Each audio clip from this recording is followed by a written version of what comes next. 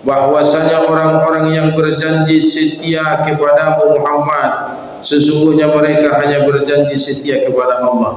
Tangan Allah di atas tangan mereka. Maka barang siapa melanggar janji, maka sesungguhnya dia melanggar atas janji sendiri. Dan barang siapa menepati janjinya kepada Allah, maka dia akan memberinya pahala yang besar. Ayat ini adalah bahagian dari ayat mutasyabihat. Dalam Al-Quran ada ayat muhkamat, ada ayat mutasyabihat. Maksudnya ayat muhkamat itu menjelaskan perihal hukum-hukum Allah, tapi ada ayat yang samar penjelasannya. Misalnya yang paling sering kita dapati di awal surah, Alif Lam Mim, Alif Lam Ra, Alif Lam Mim Shad, atau yang dimulai dengan huruf-huruf hijaiyah. Tapi ada ayat mutasyabihat seperti ini, Yallahi fawqa aydihim, tangan Allah di atas tangan mereka. Perihal ayat mutasyabihat terjadi perbedaan pendapat. Ada yang mencari takwilnya, wa ma ya'lamu ta'wilahu illallah, dalam surah Ali Imran kan? Yang tahu takwilnya itu hanyalah Allah. Maka sikap Muhammadiyah dalam menyikapi ayat-ayat mutasyabihat adalah dengan tidak mencari takwilnya atau dengan tidak mencari penafsirannya, dengan catatan walam yakul lahu kufuwan ahad. Jangan kita bandingkan tangan yang dimaksud sama dengan tangan kita. Nah, itu catatannya. Karena walam yakul lahu kufuwan ahad, tidak ada satu pun yang serupa dengannya. Atau dalam ayat lain, laisa kamitslihi syai'un, tidak ada yang menyerupainya sesuatu pun. Pokoknya tangan, bagaimana tangan Allah itu wallahu a'lam. Nah, jadi begitu sikap Muhammadiyah. Sementara yang lain mungkin mencari takwil. Oh, maksud tangan itu fungsinya, tangan itu adalah kekuasaan, kan? Tangan itu adalah kekuatan. Itu menurut sebagian ulama tafsir yang lain. Tapi sikap Muhammadiyah mengambil sikap adalah pendapat yang pertama tadi, bahwa tangan yang dimaksud pokoknya tangan, dengan catatan jangan anggap tangan Allah itu sama dengan tangan kita. Sedangkan kita dengan hewan saja sudah beda kan. Misalnya ambeng, opat patna, sangat dua tangan dua patna, atau boleh dua tangan dan dua patna, sangat opat lipat kan.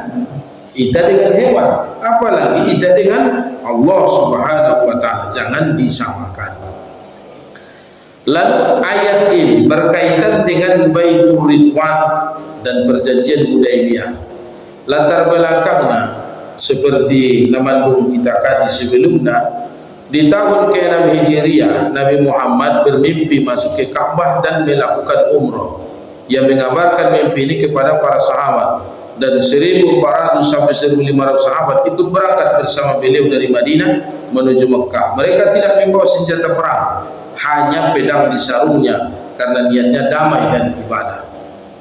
Sementara mendekat orang-orang Quraisy ketika Nabi Muhammad mendekati Mekah di tempat bernama Hudaybiyah, kaum Quraisy menghadang. Mereka tidak mengizinkan Nabi dan rombongan masuk ke Mekah untuk mencegah perang. Nabi mengirim Utsman bin Affan sebagai utusan ke Mekah berdialog dengan para pemimpin Quraisy. Utsman lama tidak kembali dan beredar kabar gembira, kabar bahwa ia telah dibunuh. Kabar ini mengguncang kaum muslimin karena pembunuhan terhadap utusan merupakan pelanggaran dan bisa jadi pemicu perang. Bai'at di bawah pohon atau Bai'atur Ridwan. Menanggapi kabar itu, Nabi Muhammad mengumpulkan para sahabat dan mengajak mereka berbai'at. Berbai'atlah kalian kepadaku untuk mati. Mereka pun meletakkan tangan di tangan Nabi satu persatu, menunjukkan kesediaan total untuk berperang jika perlu peristiwa yang terjadi di bawah pohon, dan dikenal sebagai Bai'atur Ridwan atau bai'at yang Allah ridhoi. Diabadikan dalam surah Al-Fatah ayat 18. Akhirnya Utsman kembali. Quraisy mau berdamai. Ternyata kabar tentang Utsman dibunuh tidak benar. Quraisy akhirnya mengirim Suhail bin Amr untuk bernegosiasi. Maka terjadilah perjanjian Hudaybiyah. yang isinya satu, Muslim tidak umroh tahun itu, tapi boleh kembali tahun depan selama 3 hari. Tidak boleh berperang atau gencatan senjata selama 10 tahun antara Quraisy dan umat Islam. Siapa yang datang dari Quraisy ke Madinah tanpa izin walinya harus dikembalikan. Tapi jika Muslim pindah ke Quraisy tidak harus dikembalikan. Yang terakhir, suku-suku Arab bebas memilih bergabung ke pihak Quraisy atau Rasulullah.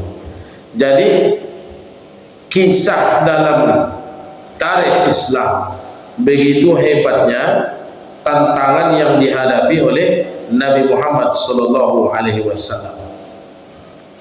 Mau ikan kampung nalai Datul alai masuk dicegat oleh orang Quraisy. Lalu dikirim utusan ansu marangkat sian pencegatan itu Mekah, dikirim Utsman bin Affan.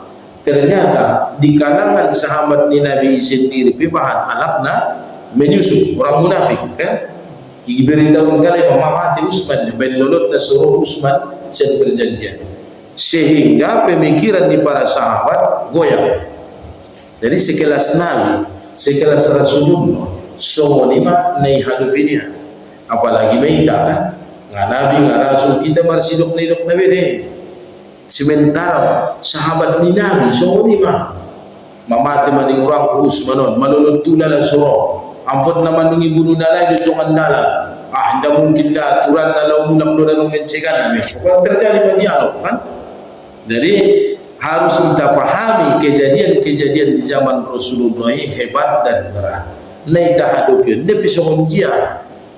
Makanya kita harus memahami sejarah untuk menguatkan hati.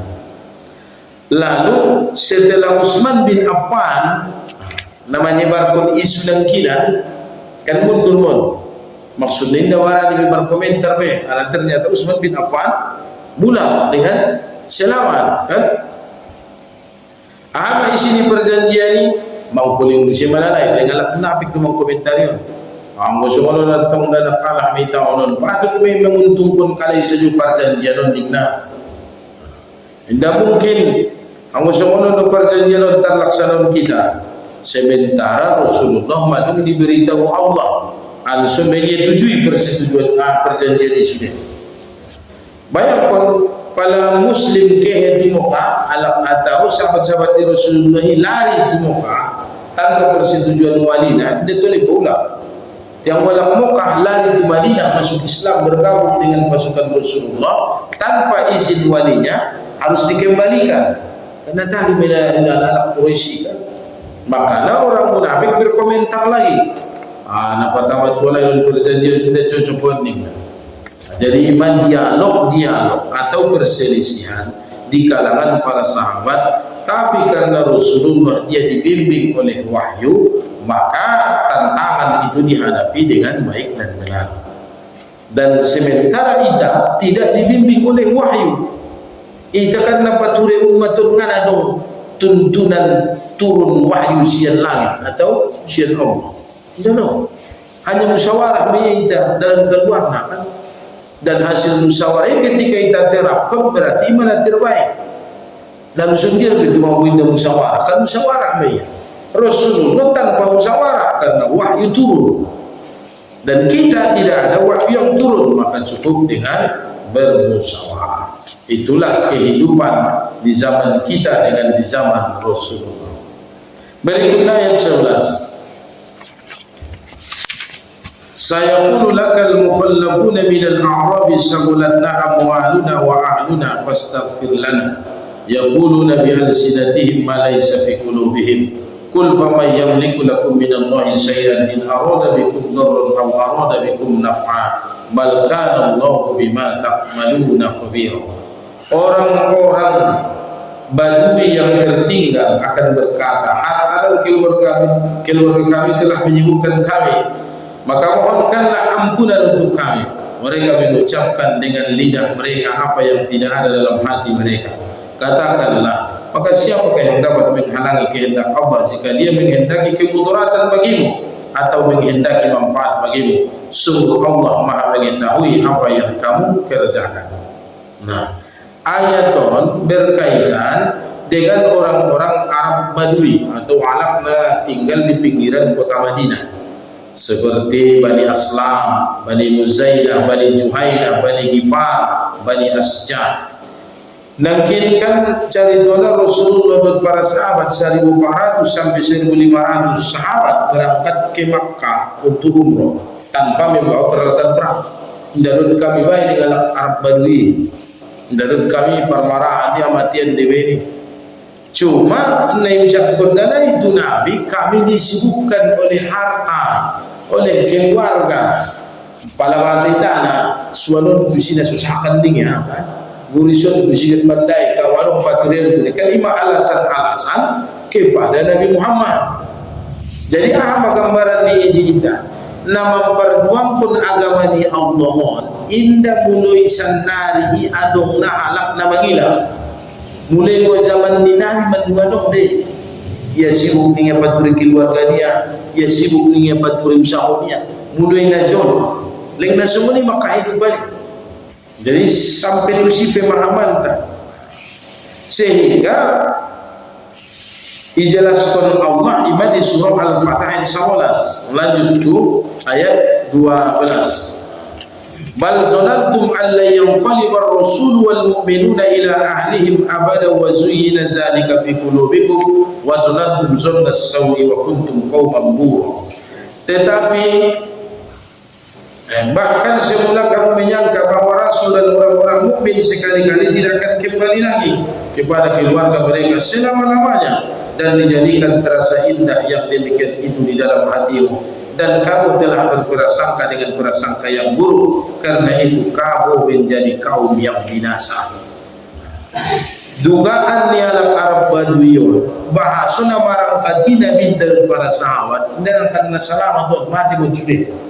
Ternyata mula kan setelah perjanjian Hudaybiyah ini ditandatangani, kan mula pasukan Rasulullah dan para sahabat ilegin ala Arab Baduyun ngalung naurak nerong na korban nerong na luka-luka, sehingga alai menyesal dengan alasan-alasan nekil bahwa sibuk dengan urusan keluarga, urusan harta, menyosal ma'alainina. Semua ni model-model ni manusia sampai turusan nari pelik semua ni deh. Anggo dompak marangkan atau waktu berjuang bahat alasan. Ternyata tu sampai tujuan bahat benar menjadi pahlawan kan. Oh itu dia lewat adun bawa sibai ni keme. Semua ni pada zaman Nabi dalam Arab Baduyun. Dan alai disebutkan Allah adalah sebagai kaum yang binasa. Tapi nama menjadi catatan di sini adalah indah dong perasaan bersalah. Dia menjadikan itu terasa indah dalam hatinya. Maksudnya kebanggaan bainia na menentang ajakan di Rasulullah untuk merangkat ke Mekah. Indah alai isa dibanggaan. Nah, itu masalahnya. Apabila misalnya sahabat disugari ulang adong kebanggaan memang dalam keadaan terpaksa do ingin doruannya dohot keadaan duna semua memungkinkan, berarti kan adong dirasa aduh berat terganggu dia atau paling tidak iladir wani nasuruhoti disunji memang orang sehat mungkin kan, atau penyakit atau adong kesibukan lain on indah kebanggaan do alai bisa dimarangkan sebuah tualai amatian besi sumar batian kali itu sining kan mereka menganggap itu indah. Iman yang maksud ini ayat 20 dijadikan terasa indah yang demikian itu di dalam hati, maka jadi hukum diita cegahlah kemungkaran itu dengan tangan, dengan kekuasaan semampu. Paling dah mampu iba dengan lisan, lehen nasihat, lehen sipaiba, paingot alak-alak nasalai. Paling dah mampu iba, mabia riba, misalnya paling paingot, nangkan nadurama malon anak konfiba, kan? Atau nangkan durhako, atau nangkan mangalu mungkin kaum ni bani paingoton anak ni sudaro di bawah, namang poso di bawah, atau jiran di bawah ni paingoton mungkin mabia riba irambanya lay bakas niba, atau itu tungkalay soko ni bay, kan? Kaya kan ada merasa kekhawatiran sehingga kita mampu kita paingot nak, maka dapat tuluna. Cukuplah benci di dalam hatimu bahwa kemungkaran itu tetap salah. Tapi yang memandung adong dugaan ni bahasa nggak mau bawa ini ya, isi masalah nak perasaan. Wa huwa adabul iman, itulah selemah-lemah iman. Kalau di surah Al-Insyiqaq mawaling Allah. Wa amma man utiya kitabahu wara'a zahri, alak nama dari catatan amal nasian punggungna wara'a zahri, dari belakangnya. Wa sawfa yad'u subura wa yasla sa'ira, mereka juga disegerakan masuk neraka. Apa sebabnya? Innahu kana fi ahlihi mas'ula, karena sesungguhnya mereka di dalam keluarga ngerasa bergembira. Job dorwania anak nia namar ganjai, sodang dorwania anak nia namar narkoba, job dorwania anak nia namar judi. Jadi paling tidak subari iba orang tua anak indah setuju yang tiap-tiap begitu. Itu nak paling lemah iman. Anggo mampu untuk paingon. Apabila mampu untuk main jika dengan kekuasaan, dengan kemampuan, kalau perlu dipukul kan?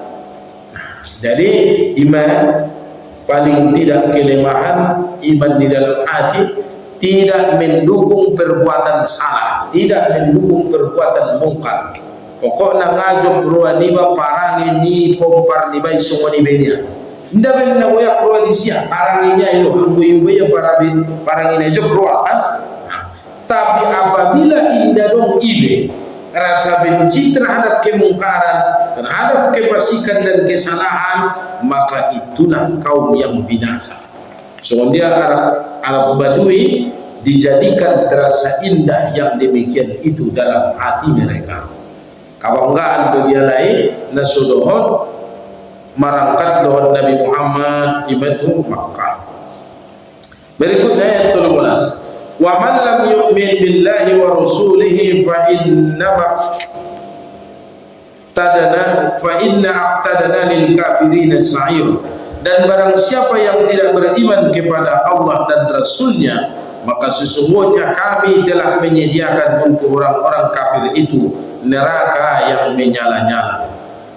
Lebih lanjut ayat 14, walillahi mulkus samawati wal ardh yaghfiru liman yasha'u wa yu'adzibu man yasha'u wa kana Allahu ghafurur rahim. Dan hanya milik Allah kerajaan langit dan bumi. Dia mengampuni siapa yang dia kehendaki dan akan mengazab siapa yang dia kehendaki, dan Allah Maha Pengampun, Maha Penyayang. Jadi setelah disebutkan Allah ayat 10, 11, 12 dan 13 perihal Arab Badui nasodohot membantu perjuangan di Rasulullah itu Makkah, lalu ada di sana munafik nama baik keributan dalam pasukan menyebarkan informasi miring, dan juga lah munafik yang mengkomentari isi perjanjian Hudaybiyah mulak musim di Madinah kan, isi-isi Arab Badui na menjadi kebanggaan dari bahasa seluruh kalai amaning Allah. Walillahi mulkus samawati wal ardh, namun pisaidohot garialai langit dohot bumi Allah nam kunasa, milik Allah lah kerajaan langit dan bumi. Jadi artinya manusia dipaksa bergantung kepada Allah, dan Allah sama sekali tidak pernah bergantung kepada kita. Tidak ujung digantungkan Tuhan aham doa perdalanan di hamuluan tidak. Itu adalah bergantung manusia. Ini masih disebutkan dalam surah Al-Ikhlas, Allahus Samad. Bahkan kisah menceritakan tentang perjuangan Rasulullah yang diserahkan kepada Allah, namun para sahabat tetap dibiarkan berikhtiar dan berusaha. Misalnya waktu terjadi perang Khandaq, biasanya alam Persia pada saat nari negara Iran Najoluk Parsia war ala Persia pada marporang indah memilih musuh sudah naik bantai marsu ada buru marsu ada anak buru. Jadi indah dong kalau memandang musuh na dewasa nasihat na tubang na milik syaruf bantai sudah. Maka sahabat ni Nabi na ala Persia iba warna si Salman Mesuarnya Salman al Persia kan, Salman al Faris. Mangusul itu Rasulullah, ya Rasulullah, ala kamian anggu marporang nahibatan sudai bantai dan orang na menek alak laya dah anggu sangar wala itu badinahon habis pun sudai umat Islam. Jadi sudah masaran muding dah minta anggu bisa dari dawain bondar bolak ni bondari indah terlumpat kudo indah terlangkai bagasna sugari madam kudo na paling cepat na paling kuat indah terlumpat kali bisa dibindah. Berarti kan na bolak ni, na bahas ni kan? Sa kuliah kota Madinah, indah ba sabun pun sabah. Sa kota Madinah ini berhari-hari mereka menggali parit. Nabi tak ada doh tidak menggali parit itu. Nabi tak solat, berzikir, berdoa, beribadah kepada Allah. Ahma gambaran di sini, mayakin dulu Nabi tak walillahi mulkus samawati wal ardh. Indah mungkin dawi padiar Tuhan. Tidak mungkin dipadiar Tuhan, dipadiar Allah agama yang dihancurkan. Tidak mungkin. Sehingga ketika selesai parit main-main di si ranjau-ranjaunya, Allah ingin membenarkan tauhid yang dimiliki kekasihnya Muhammad. Bondari ngana lalu arti ini. Daud mendekati bondar, mendekati pahit naibain nalai, dikirim Allah angin yang bercampur abu, bercampur tanah, sehingga seko pandangan mata nalai, pandangan mengida musuh dolaroi terjadi maradu pedang, ternyata doman nalai itu semua ini terus menerus. Habis balandu, indah lalu masuk ke kota Madinah, balandu habis akhirnya bubar. Jadi Allah ingin menunjukkan bahawa yang diyakini kekasihnya adalah benar. Agama Allah dan paturena. Naswadongi jaminan adalah idalo sangat selamat sanginda. Anggo agama ni Allah selamat do sampai tu hari kiamat. Tapi apakah kita selamat dunia dan akhirat? Wallahu a'lam. Maka apa kesimpulan dari ulama-ulama, perbaiki amalmu. Kalau agama Allah ini, Allah lah yang menjaga. Dan yang penjawat marsak ruani memikirkan agama ibadah betul. Kalau ini mahalagi marsak ruani yang mandung bangkit PKI dengan mandung walak komunis dengan mandung mahebat walak Israeli dengan marsak ruani. Hidupan bila marsak jawa. Satu waktu Nasrani masjid kan? Ikan balik deh. Marsak ruania memikirkan agama ni Allah, tinggal usutik marsak ni ruania memikirkan ibadahnya. Jadi yang agama ni Allah dendangkan, menjaga dan memperbaikinya. Walillahi mulkus samawati wal ardh. Saru boleh ucapan ni Siti Hajar ketika Allah memerintahkan Ibrahim mengantarkan istrinya Hajar dan anaknya Ismail yang baru dilahirkan di antara dua lembah gurun pasir tak berpenghuni. Hajar kan bersapa di Ibrahim. Ibrahim masih tinggal berkuah bison. Ibrahim tak menjawab. Dia pun berangkat meninggalkan istri dan anaknya. Apakah Allah menyuruhmu Ibrahim meninggalkan kami di tempat ini? Menganggap Ibrahim yang bukunya Ahmad Siti Hajar. Kalau Allah yang memerintahkanmu, tidak mungkin Allah menyengsarakan hambanya. Aiman tahu ini kan? Indah mungkin ini sio-sioon Allah ampunia. Jadi on mana harus betul-betul kita yakini makna lillahi mulkus samawati wal ardh. Atau pada di ayat Al-Baqarah sering kita bagi lillahi ma fis samawati wa ma fil ardh. Milik Allah lah yang ada di langit dan apa yang ada di bumi. Palaman menjunjung tauhid naronan milik Allah yang di langit dan yang di bumi. Kita tinggal di bumi. Maka terserah si pemilik. Yaghfiru liman yasha' wa yu'adzibu man yasha'. Dia mengampuni siapa yang dia kehendaki dan akan mengazab siapa yang dia kehendaki. Berarti tidak boleh kita berkomentar. Kan terserah Allah nih. Harus saya yakini dan kita dalam di langit dan di bumi Allah dan kuasa. Terserah di siang jod diampuni ya, salah jod diazab ya. Jadi tidak bisa kita berkomentar. Ningruani ba benar. Ahama ningruwa bunani bin Allah setan, iblis, Azazi. Diturunkan ke dunia bersama Adam dan Hawa. Bahkan kisah ada paling unik.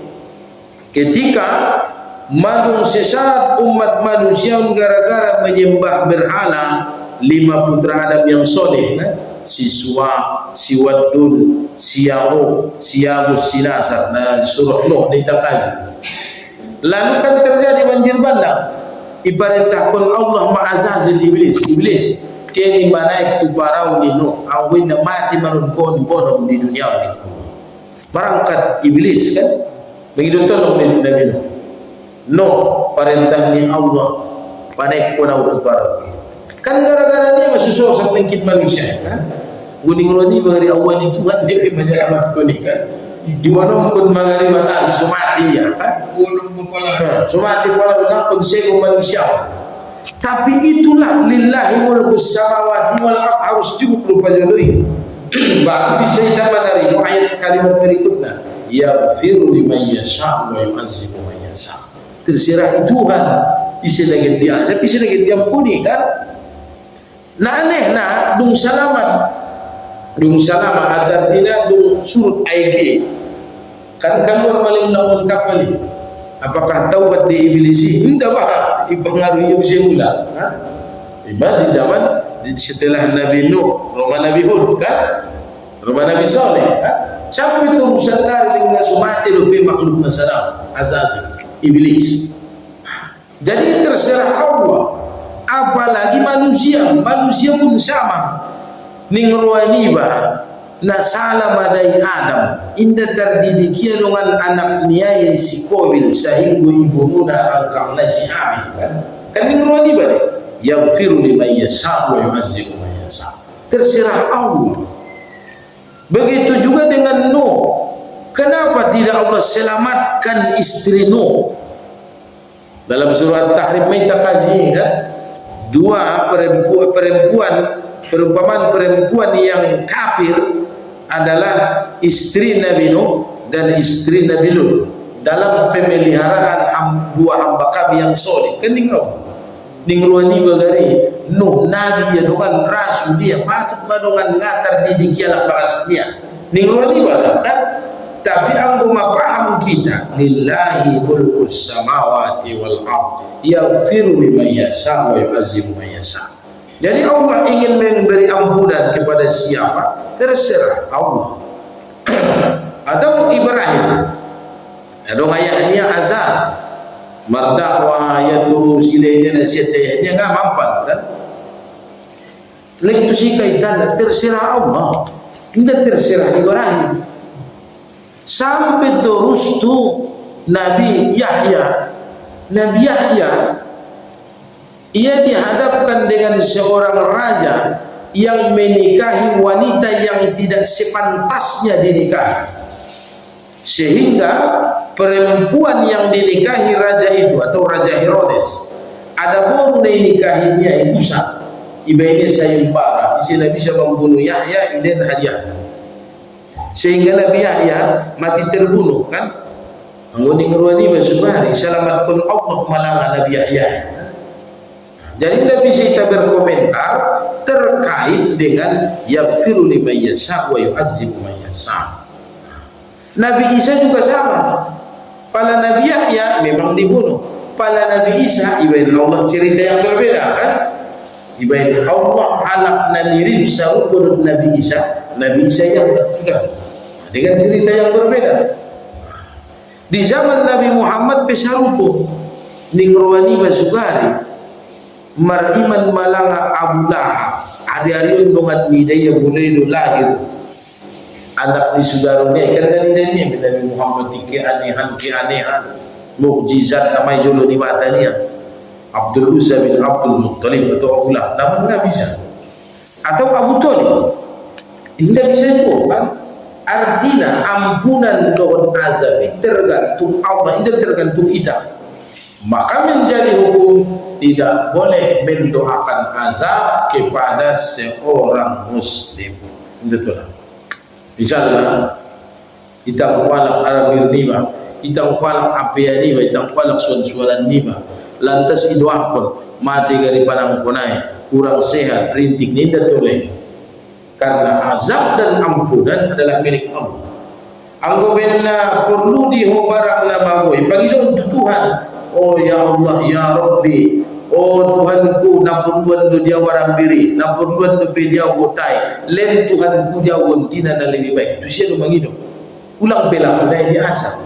Ay men datulita saling mengazab. Itu tergantung Allah. Adong ni halak na berlaku dosa di Allah ampunan. Contohnya Umar bin Khattab, kan? Contohnya sahabat-sahabat lain. Tapi ada orang yang diberikan azab di leher Allah ampunan. Contohnya Abu Lahab.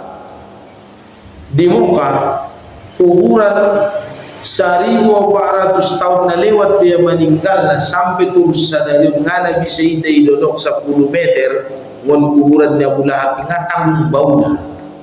Kan sampai terus sadari ihinaun Allah kuburan na ini. Ini Abdul Uzza bin Abdul Muttalib. Udah kandung ni Nabi tadi. Jadi sekali lagi Bapak Ibu sekalian, tergantung Allah siapa yang akan diazab, siapa yang akan diampuni. Maka kita senantiasa memohon ampunan kepada Allah. Walaupun kita sudah bertaubat, sudah beribadah, tergantung Allah juga apakah ini sudah dihapuskan dosanya atau tetap diberikan balasan atas dosa-dosanya yang masa lalu. Tergantung Allah nih. Misalnya dosa-dosa di Banajolo ibain Allah sandari dalam bentuk pembalasan yang serupa. Pala jahat do Banajolo nomor orang tuai ibain Allah komparni basongon barang ini baik. Berarti kan azab nih. Apakah tahan do iba? Pala alak naina betul-betul mendapatkan ampunan ni Allah, ia semakin taat. Arana mali dia gambaran ni barangnya ipaki anaknya ibu rumah dia. Oh Tuhan ku ampuni yang barangnya kurun najolo ni. Indah ku syaril galaknya ia do mangilu ampun Tuhan. Jadi mana itu pun yaghfiru liman yasha wa yu'azzibu man yasha. Adong ni sebagian memang ia buskur Allah. Indah darida ia do najolo na jahat, ngatang jahat dia najolo, tapi tu dah ada ni bisuk-bisuk sulit, berarti Allah menghapuskan. Indah mulak tu siya balasan lagi kan. Iman tergantung Allah, yaghfiru liman yasha wa yu'azzibu man yasha. Berikut adalah beberapa hadis yang berkaitan dengan makna surah Al-Fatah ayat 14, khususnya yang menegaskan kekuasaan Allah dalam mengampuni dan mengazab, serta rahmat dan keadilannya. Pertama dalam hadis kudusi, Allah Maha Pengampun dan Maha Penyayang.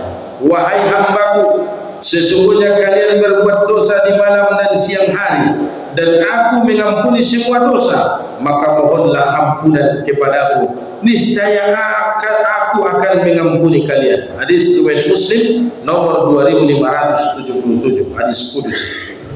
Jadi Bapak Ibu sekalian, nah harus kita ikut Allah Maha Pengampun. Indah bisa kita mengkapling-kapling ampunan ni Allah. Tidak bisa kita. Misalnya, ada di semua persoalan di kita dalam negara. Kita kan ini negara Islam kita. Kita negara Pancasila. Undang-undang adalah buatan manusia. Maka dalam Al-Quran akan kita temukan, misalnya as-sariqu was-sariqatu faqta'u aydiyahuma. Pencuri laki-laki dan pencuri perempuan, maka potonglah kedua tangannya. Hukuman kan dia berlaku di Indonesia kan. Marnoli-noli bayunya nak buri manangku. Indah unjung terdapat, indah unjung bongal terboto, dan indah unjung ona botak tangan dia. Pada taubat dia semunjir. Iman tergantung Allah kan. Yaghfiru liman yasha. Sadar. Contoh kedua, orang yang membunuh dengan sengaja, kejadian-kejadian pembunuhan pada dong di dunia, dihitam pedong kasus pembunuhan, harusnya orang yang membunuh itu dihukum pancung, harusnya kan. Ternyata hukum negara kan mengaruh dia ditahan, di penjara. Nah, misalnya taubat pelaku di penjaraan, keluar sian penjara ringga sesumbayang sun dia di dosa pembunuhannya, garikan memati banyak. Itu terserah Allah. Ima yaghfiru liman yasha wa yu'adzibu man yasha. Contoh ketiga Ustaz. Dalam hukum Islam, seorang pemuda dan pemudi yang melakukan zina harus dicambuk 100 kali cambukan. Apabila yang melakukan perbuatan zina itu adalah orang yang pernah menikah, misalnya dong dua lak lainnya, adong dua daburunya, selingkuh dua terdapot kan, harusnya itambat mau disada tiang baru dilempari dengan batu sampai mati. Bahasa Arab Raja hukuman kan dia berlaku di negara tahu. Ternyata bayoi anak borui dung matobang taubat kali insaf kali beribadah kali ke yaozi ke yaumroh senjata ibadahnya sudah tergantung Allah. Dan nama berlaku hukum ini harus dengarkan memati bayoi anak borui kan. Jadi itu simak kembali na yaghfiru liman yasha wa yu'adzibu man yasha. Anggo di dalam Al-Quran harusnya dirajam, harus negari dihukum pancung orang yang membunuh, orang yang mencuri harus dipotong tangan kan. Tapi yang bisa di tangannya untuk sholat mamar boleh di mana, yang bisa di menghitung zikir kan. Soalnya dia beribadah di tangannya ini syirik manangko yaghfiru liman yasha wa yu'adzibu man yasha. Pada di hadis qudsi, wahai hambaku, sesungguhnya kalian berbuat dosa di malam dan siang hari, dan aku mengampuni semua dosa. Tergantung Allah. Ansua dong semangat niat lakon untuk meraih ampunan ni Allah. Jadi cara berpikir tak ulang mengingat azab ni Allah saja. Harus kita ingat doa ampunan ni Allah ini sangat luas. Kalau di ayat lain kan wasari'u ila maghfiratin min rabbikum wa jannatin arduha as-samawati wal ardh. Bersegeralah meraih ampunan Allah. Mana dalam hadis qudsi. Yang kedua dalam hadis tentang wasyarah rahmat. Sesungguhnya rahmatku lebih mendahului murkaku. Hadis riwayat Bukhari dan Muslim. Rahmat ni Allah hidup pajodoro sebelum roh murkanya Allah. Cuma manusia yang beriman bisa membaca rahmat ni Allah sebelum roh murkanya Allah. Misalnya di dalam kita berlaku hukum Islam, orang yang mencuri terus menerus tidak langsung lebih dimurkai Allah.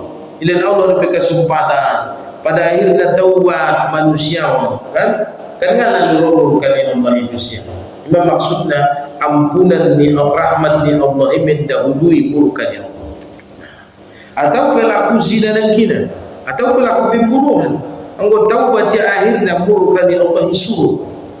Rahmatnya Allah ini dan terus menerus sehingga ia khusus beramal ibadah. Lalu yang ketiga tentang kekuasaan Allah terhadap makhluknya. Barang siapa yang Allah kehendaki kebaikan padanya, maka Allah akan memahamkannya dalam urusan agama. Hadis riwayat Bukhari Muslim. Jadi pala porwani Tuhan marubah manusia caranya ringkas di bawah. Ime catatan ini. Apabila Allah menghendaki kebaikan padanya, maka Allah akan memahamkannya. Fayufaqihu fid din. Sunni kalimat dalam hadis, maka Allah akan membuatnya paham dalam agamanya. Langkinkan mun dunia hitam dunia, mun lembah maksiat dosa dunia. Ngadong libun dunia jeju. Anggo indah mengaji dia, ije pada putih sudah ibadah. Kan nggak mungkin kan? Dia menol nasi bina dunia dan marata sumbayang ngalung nabilnya kan benda itu pun ni misalnya sada ustaz atau itu pengajian kan sehingga dong ilmunya ima cara ni Allah mengampuni dohon mengalehin kebaikan tu manusia. Berarti apa kesimpulannya? Anggu madurai mengaji berarti mendapatkan rahmat ni Allah hidup sehingga pahami badi agama. Tapi kebalikannya, pada indah ingin rohani Allah merubah manusiai, ibadah Allah di manusia sian memahami agama. Artinya sian pengajian. Bahan alasan. Misalnya ingin maruahnya mengaji ibn Allah ia maranak mene sibuk paturi dagang. Ingin maruahnya mengaji mama udang ilangan ibn Allah bahan penyakit dunia. Pokoknya tentang kekuasaan Allah terhadap makhluknya. Allah kuasa membuat manusia itu menjauh dari jalan agama. Jadi kita dipermudahnya Allah dan menghadiri pengajian.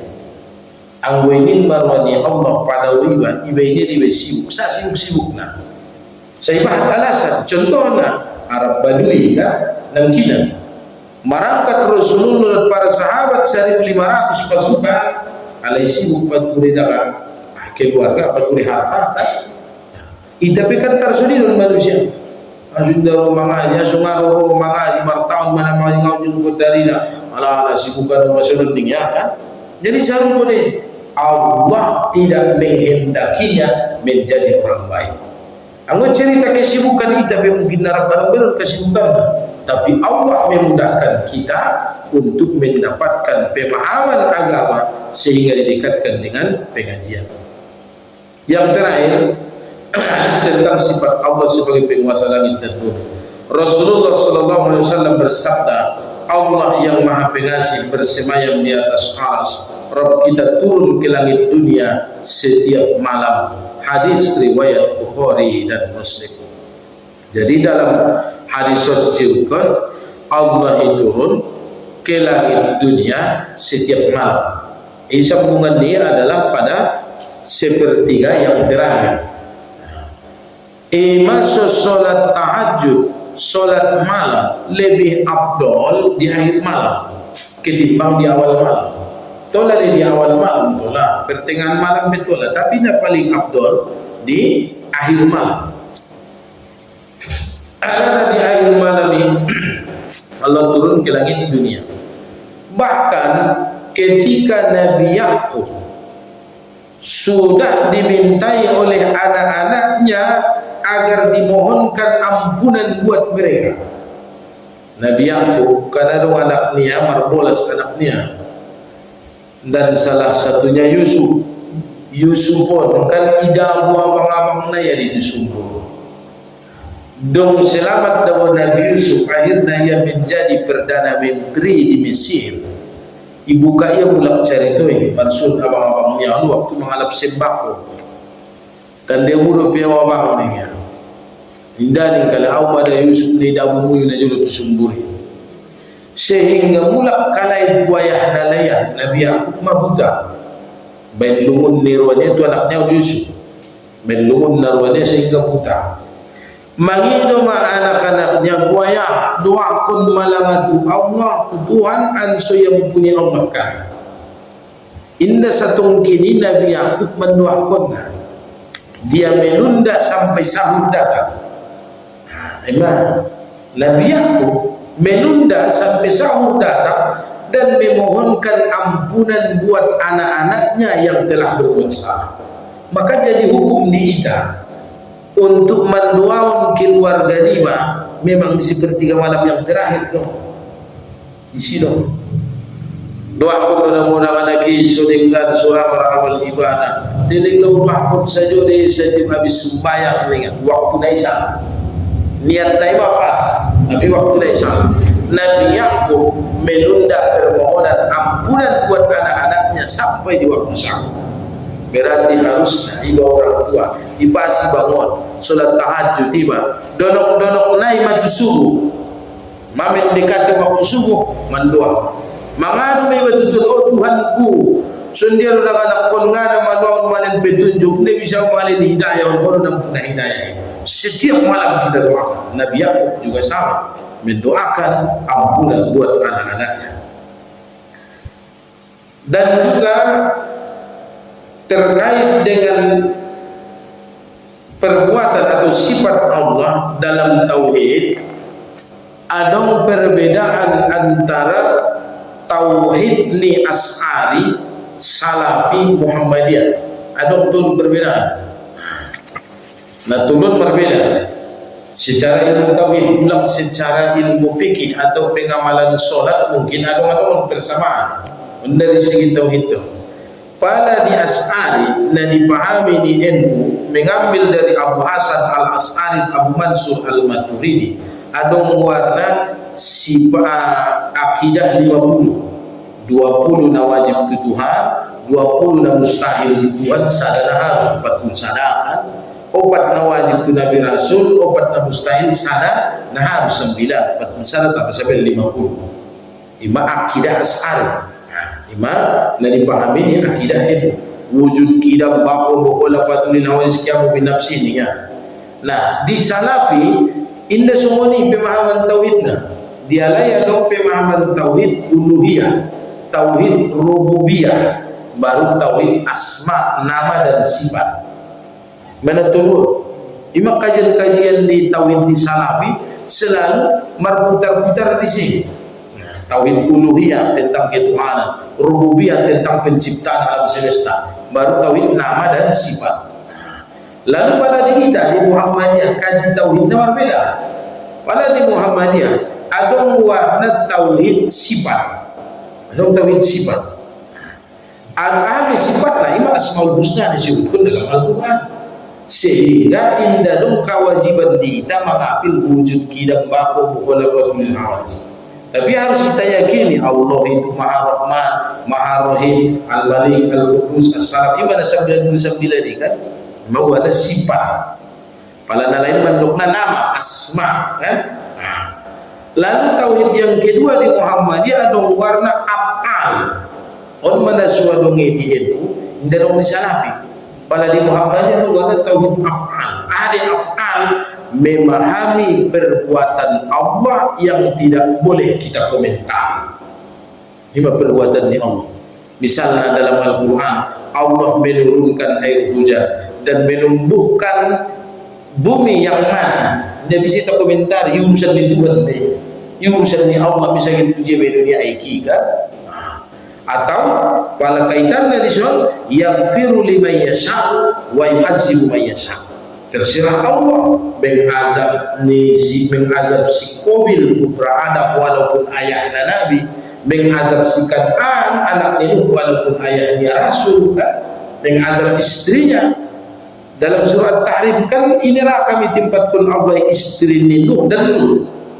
Nah, Muhammadiyah punya sikap af'alullah, itu perbuatan Allah, terserah Allah.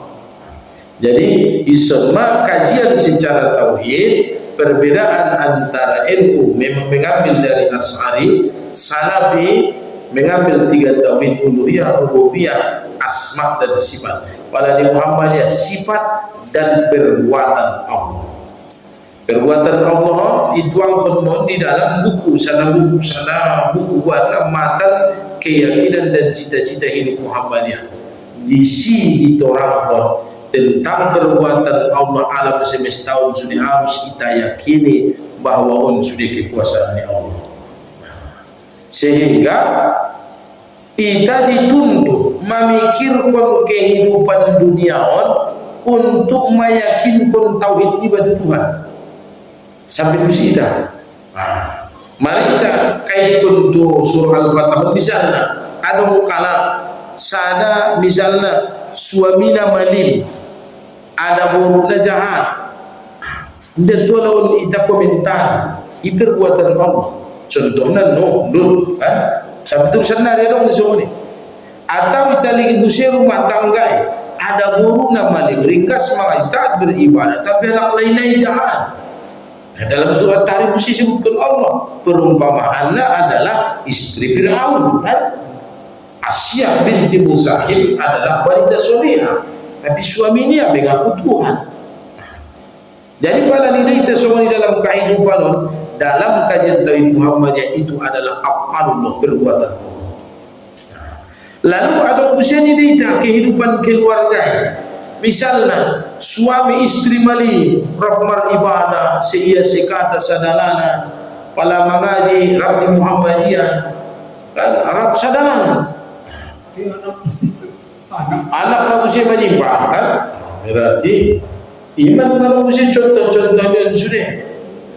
Tapi ada mesti nak obatnya model rumah tangga dia pula. Alap laya ada urusan bujangan. Wala panang pada buaya lebih kemana tu? Mamar ganja lagi ada buri di organ. Sama-sama minum malu. Imam mana? Pada diri kita semua ni Allah perbuatan Allah semua ni. Tapi nama kaitan dengan ibadat keluarga tetap mungkin itu Allah iman di sepertiga malam yang terakhir. Nama kait prima kan? Misalnya mendoakan dengan Nabi baik keluarga ni besok Nabi Yakub mendoakan keluarganya. Orang mungkin Allah perbuatan ni Allah ibadi daun Allah di gambaran kehidupan ni. So dia ke rumah tangga Nabi Nuh dan Lut, rumah tangga ni para nabi dan rasul misalnya Ibrahim dan istrinya semuanya orang saleh. Ada ujian dong seorang Asyah binti Muzaim dengan Fir'aun, ada ujian dong seorang Abu Lahab dan Ummu Jamil kan. Ini siapa di Allah dalam Al-Quran naupat pasangan keluarga Fir'aun, keluarga Ibrahim, keluarganya Abu Lahab. Ya badiun Allah dalam Al-Quran naupat keluarga. Suami istri jahat Abu Lahab, suami nai jahat alak lainai malim Asyah dan Fir'aun, suami nai malim ada burim jahat Nuh dan Lut. Suami istri sama-sama orang alim Aimah, termasuk Ali Imran kan. Ali Imran artinya keluarga Imran. Imran beriman, istrinya Hannah juga beriman. Ibrahim iman Ali Ibrahim, keluarga Ibrahim. Ibrahim Nabi dan Rasul, semua istrinya adalah wanita soleh. Jadi menyikapi kita harus paham dengan sifat Allah sehingga melahirkan tidak menghujat, tidak menjustifikasi. Iba beda. Pada di Muhammadiyah indah dong kalimat kafir dulu, tunarako dulu. Kita hanya memahami soni makuasuni Allah. Yang tidak lain mungkin menyalahkan, mengkafirkan atau bahkan mengatakan itu adalah perbuatan tercela. Jadi Bapak Ibu sekalian, kesimpulan sian kacinta surah Al-Fatah ayat 10 sampai ayat 14 ternyata ampunan dan azabi adalah urusan di Allah. Wa kana Allahu ghafurur rahim, dan Allah Maha Pengampun lagi Maha Penyayang. Maka kita dituntut mencari ampunan Allah. Perbanyaklah ibadah sabahat-pahatna sampai kita meninggal dunia. Anggu madung ilahin Allah ampunani murbaringas di yawmat kiwana. Tibala ini ilahin Allah ampunani. Ibadah Allah miwan alasan sodao ibadah sian rumah ibadah. So dia contoh-contoh dan kinah.